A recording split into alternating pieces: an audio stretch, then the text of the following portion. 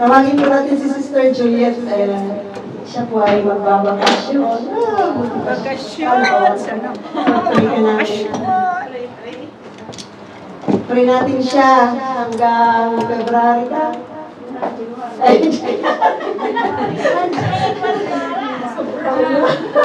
January.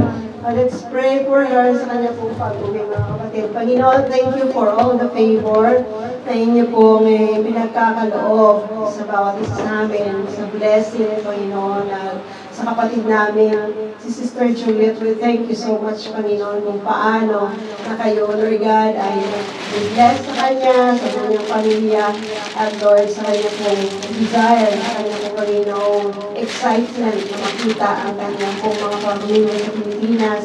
Dalangin po namin, Panginoon, na tunay na ma-enjoy niya ang kanyang bakasyon. Ano po yung pinaka-priority niya sa kanyang bakasyon? No, Lord God, ay gabayan niyo po siya, ingatan niyo po siya, isustain niyo nga po, Panginoon, ang lahat ng pangangailangan ng kapatid namin ito at maging ang pag-iingat po sa kanya pong pagka-travel, Lord God, na mayroon po siyang mga makasama, O Diyos, at kayo pong mag-comfort sa kanya at maging sa kanyang pag-stay sa Pilipinas sa kanyang bakasyon, you continue to be with her at sa mga panahon na mga bata ay iwanan niya po dito, Lord God, patuloy na ang comfort na nagmumula sa inyo na kayo po ang mag-iingat sa buong pamilya niya, Panginoon, at patuloy po, Panginoon, na kayo, Diyos, ang tunay na magbibigay, Lord God, ng maayos na bakasyon sa kapatid namin ito, Diyos. Ito po yung aming dinadalangin, Lord God, at nawa ang mga kalusugan ng mga anak niya, ang asawa niya, O Diyos, ay